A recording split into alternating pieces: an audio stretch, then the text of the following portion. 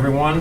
This is a meeting of the Finance Committee. It is Wednesday, April 4th, 2024. So I have a motion to open our meeting. So moved. Second. All in favor? Aye. Aye. We are open.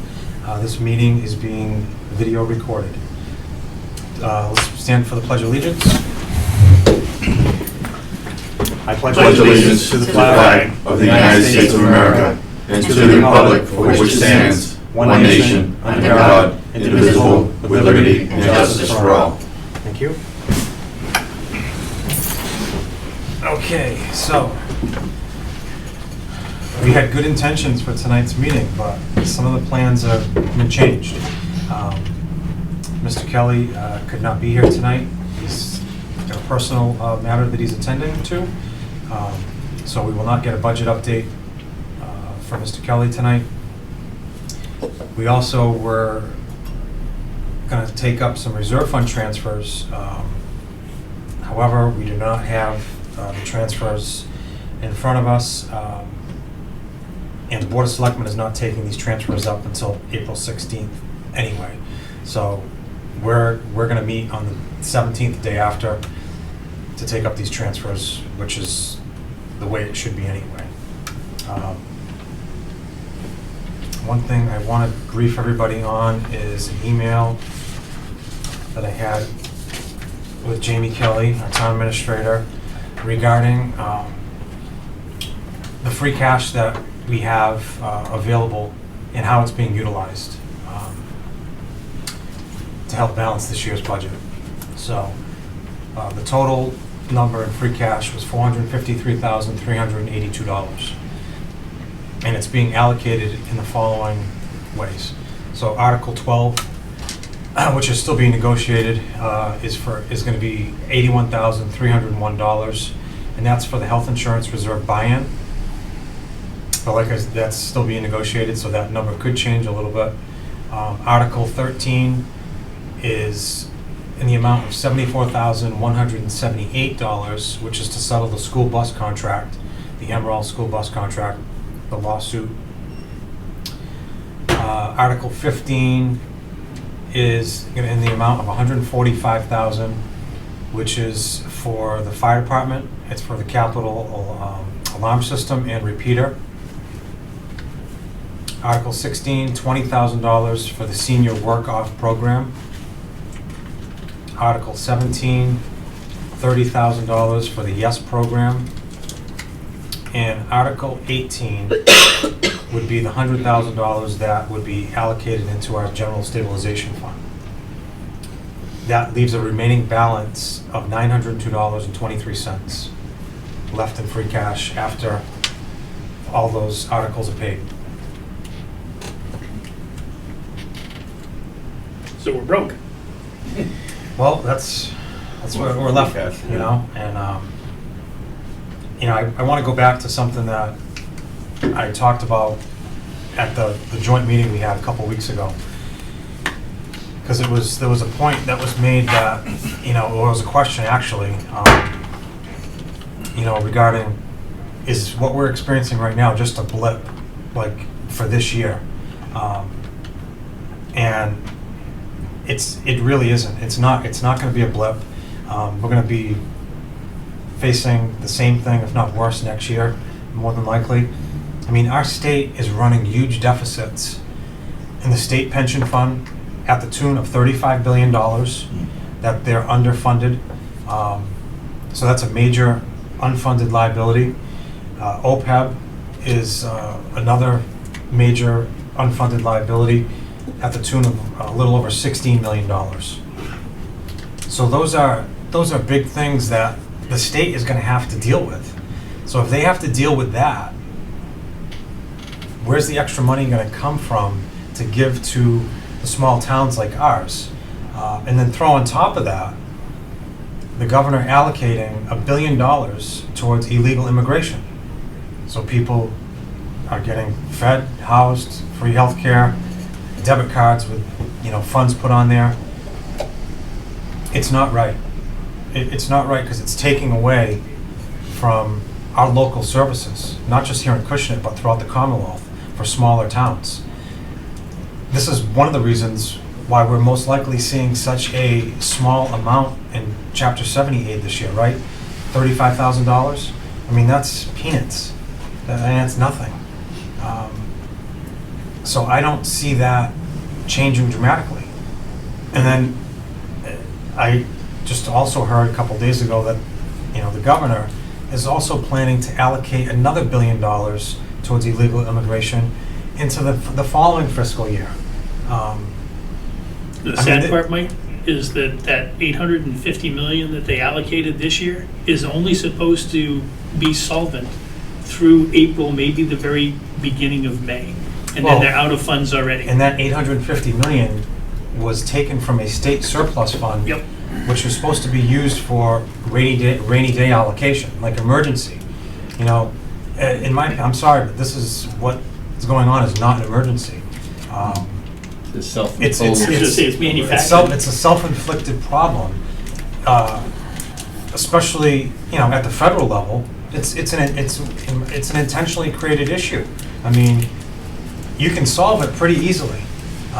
So at the state level, as a governor, you're complaining you're not getting enough resources from the federal government.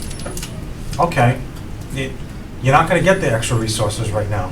So what should you do as a governor to help out the entire Commonwealth? How about rescinding the state sanctuary status, right?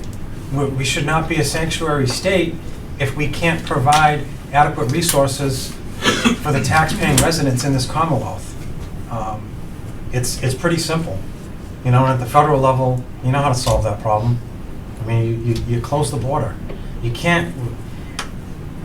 What's happening is insane, in my opinion, because it's affecting all these states that are functioning as sanctuary states, right? And we're one of them. And it's really eating into the resources that are available.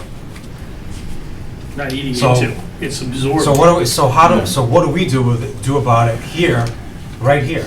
The only thing we can control is how much we spend. That's the one variable that we can control. With state aid, we can hope and pray that it increases, but even if it does, it's not going to be enough to still offset what deficit we're facing. So there still would be cuts. So we have to really limit the spending. Some of the spending, in some departments have been a lot over the last several years. I'm not going to pick on any one department because there's been big increases in several, but it's just we can't continue down this path. It's not sustainable. We're not going to start asking the residents to put more on their backs, and I feel that's what our governor is expecting. I mean, Cut services. Well, that, but the other thing that's troublesome to me is the fact that she's allowed or given the power to municipalities to either double or triple the excise tax on people. So what does that tell you? That tells you that don't count on more money from us in the form of aid. You're going to have to get it more from your residents. Now, I don't think we're not going to be affected in this small town by that. I would hope not. But there might be some big cities that are going to be affected by that. I mean, you double or triple somebody's excise tax. I mean, that's a significant amount of money. So these are the kind of things that we're facing, and we're not being hard here on the finance committee. We're doing our diligence and our duty to the entire town and the residents that reside in this town. We all live in this town. We don't want our services to suffer, but we also don't want to be paying astronomical property taxes along the way. Whether it's from an override. I mean, override should not be utilized to fund an operational budget. No. I've never believed in that. Or taking money away from our stabilization fund, which is our safety net. That should be really preserved and only utilized for a true emergency situation. And like you pointed out, Mike, you take the money away from the stabilization fund, now we drop between a certain rates, and that costs us in our bond rating and all the money when we have to borrow, it's a hidden expense. So maybe you took $1 million out of the stabilization fund, but on top of the million we lost, it's gonna cost us another $350,000 in benefits we don't have. And let's hope we don't have a water main break in the meantime. Yeah. That, or, you know, God forbid, a fire in one of our big buildings, I mean, And it's a one-time fix. So if Yeah. it's an emergency and you need to take it, that's what it's for, but it can't be for operational expenses. Because next year, all you are is under a bigger rock. I think that's probably why the question was asked, is this a bump in the road? Versus yeah, it's not, and it, This is not a bump in the road. contingency and if you operation. look at all the writing on the wall, it's not a bump in the road. No, you can, by a star. But to make that statement, if it's a bump in the road, like what has been out there to even indicate that the state might be reviewing this? Like, I haven't heard anything. So if we're even questioning and saying, is this, this could be seen as a bump in the road? Yeah, it could be, but for us to even contemplate that possibility, been don't- anything yes, out there there needs to to be point some that way. discussion regarding that, and I haven't heard that. And so if there has been discussion that the state might be revisiting, that's one thing. But I don't know that we can, cross our fingers and hope and pray that, the state realizes they made a mistake when there's no indication that's even gonna happen. Like, Even if they do, by the time they act on it, it'll be too late for us. I think it's already too late now. The Yeah, bump in the and road it's- was the By the time it gets COVID through- funds and the extra ESSER Yeah, funds so last all, year. the And- COVID gravy train is done. Yeah. yeah. That's over, right? I mean, the government, the federal government still spends money irresponsibly, in my opinion. They just love They printing. always have. Just love printing money. You're supposed to be funding, putting something towards a bill, right? But they gotta throw all kinds of other BS in Lots of it. pork, lots of Yeah. pork. I mean, it's just, and I've said this numerous times. If a private sector business were to run like a municipality, they would not stay in business for very long. Not only that, they'd be audited by the government for misuse of funds. More than likely. I mean, you're not, private sector businesses, they don't factor in a 3 or 4% COLA for everybody. It all depends on how that business performs. As far as what raises is gonna be handed out, or bonuses, right? If the company's not making a profit, or they're barely scraping by, guess what? Your salary's probably flatlined, or worse, you're getting laid off. And those are the reality situations for people that work in the private sector. There's a lot of pressure there. And people in the private sector don't have that golden parachute waiting for them at the end of the day in the form of a big state-funded pension either. That's a big difference. So I think, that has to be recognized or acknowledged by the people who are benefiting from these things, right? If there's a year, all right, we're not doing that good this year, we can't get as big of a raise. All right, I can deal with that this year, but I'm gonna have my pension still waiting for me at the end of the day. A lot of the businesses today are not giving pensions. No, the It's traditional not the pensions are pension. done. You want a pension, you invest in a 401k. Well, some corporations, similar to well, that. they'll have a 401k in A place, lot and of then your they might bigger match a places have percentage. dropped that pension plan stuff. Well, because it's not sustainable. No, They that's can't what I'm saying. afford, you can't afford that, No. right? I mean, the private corporations recognized that years ago. Yep. But the state government is so far behind and hasn't recognized that. Now we're gonna be facing this kind of situation a lot.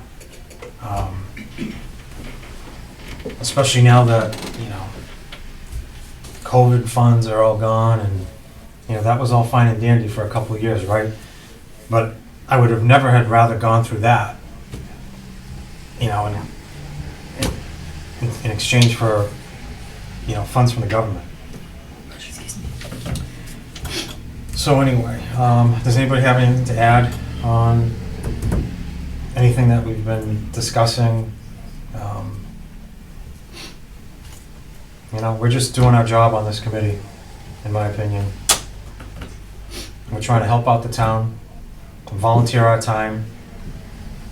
I know I personally have put in a lot of time this year, probably more than most. I know, and everybody here has as well, because of what we're facing. I mean, we want to keep this town affordable for the residents that are here, that have been here for a long time. I mean, it's getting to the point where it's unaffordable. You know, you're finally getting to the point where you're going to pay off your mortgage, right? But then you start seeing your property taxes escalate like they have been the last couple of years, and then add homeowners insurance to it. So all of a sudden, bingo, boom, you got another mortgage payment between your property taxes and your homeowners insurance. Because the cost is just out of control.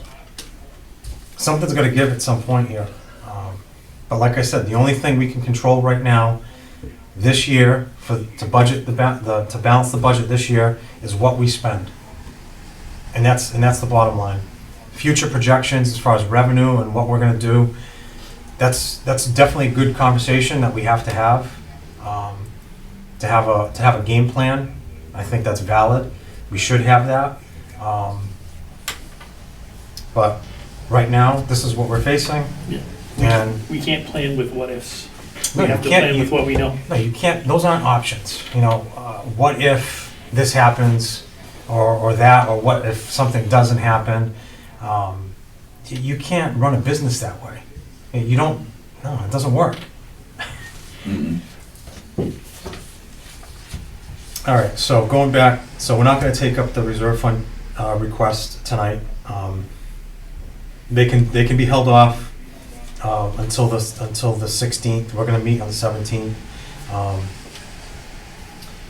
Does anybody have any old business they want to discuss? No old business? No. New business? No new business. As far as, I just want to go back to budget deliberations. I know we were going to plan on voting on a lot of the easy ones tonight, but since we don't have our town administrator here, and not everybody here has all their budget sheets with them, we can hold this off until we meet again on the 17th, because a lot of those budgets we're going to be able to go right through. And we'll have the updated. And we're going to Yeah, we'll have more also, updated, yeah, yeah. also we're going to have updated information which will make it more accurate anyway. It'll be a more accurate depiction of what we're recommending and what we're voting on. And then the last two budgets are most that we're going to basically wait on. We're probably going to be, we know it's going to be the school and police, and probably police department, because those are the two biggest ones that we're going to make decisions on. So our last FinCom meeting could possibly be on May 1st, Wednesday, May 1st. So that's when we'll probably take those final budgets up. Because I believe he said he needs it by the 3rd. The third, yes. So we have to have everything done by May 1st. But in this next meeting that we have, not next week, the week after on the 17th, we can, we should be able to easily get through. We're gonna be through school, over the school vacation, you think? The 24th. 17th is school vacation. Oh, that's right. So I'm gonna be away the week of the 20th to the 27th. If you guys don't wanna meet on school vacation week and you wanna meet on the 24th instead, I just won't be here to hold the meeting. Somebody would have to be here. I personally Only there don't was a have a vice problem. chairman. I should be around. I'm around. So it's up to you guys. I mean, we can talk about it right now. I think we should have you here. I mean, you've been a vital I don't have a problem with either date. vital It role. makes sense to have you here. Even if I'm not here on the 17th, I can zoom in. No, we're saying not Yep. the 17th. Well, It would be the 24th. Okay. I won't be able to be here on the 24th. You won't be able to, 24th. Oh, I know what you're saying. I'm not opposed to the school vacation. We're So not- we have an issue with I would closing make it the in? recommendation that we have the meeting on the 17th, and if everyone's in agreement, I don't know. I mean, unless somebody The has, members that unless aren't somebody here, I has don't- plans, like, I mean, if you're going away, you're taking your kids somewhere, that's fine, that's Right. a different story, because if Right. we had a lot of that for that week, then I'd say, no, we're not gonna meet that week. Just by the members that are present, we I'd would like to have go away a on quorum. vacation, I just don't have it in the budget. I'm available on the 17th I and the can't be too. 24th, so. All right, so everybody can be available on the 17th? Yeah, Yeah. might be Zoom, Bob? but I can be available. All right, and I think, I'm not sure about Kristen, I think she could be available, I think she's gonna be available. Not 100% sure, but, You have enough to make the quorum anyway, with the people Yeah. present. Mhm. I mean, I definitely, for the last one though. We I all want- need to be I- present. We all need to be here. Yeah. I'll reach out to Mr. St. Jean, hopefully he's feeling okay, to attend that last meeting. But I'll keep him up to date, so if he wants to attend the next one, he can attend the next one too. All right, next on the agenda tonight, we have some minutes to vote on from the meeting of February 28, 2024. In attendance was myself, Sue Delgado, Eric Chu, Bob Ferrera, Kristen Flynn, and Eric McGlenn. Absent was Pete Benoit and Bob St. Jean. Make a motion. Second. All in favor? Aye. Okay, Abstain. minutes are approved. One One abstention. abstention. I wasn't here, so can't vote on the minutes. Okay, so on our agenda for tonight, it says next meeting date, April 10th. It will not be next week. We're gonna wait until the 17th. The next meeting date, April 17th, 2024. And then the first, you said, right? And then, yeah, then it would be May 1st after that, and that's when we're gonna wrap everything up. And there'll be, we'll have more clarity at that time as well. We'll I'm have a sure. lot more clarity. Yeah. Yeah. Mhm. Motion to adjourn? We have a motion to adjourn. Right. Second. Second, all in favor? Aye. All right, we are adjourned.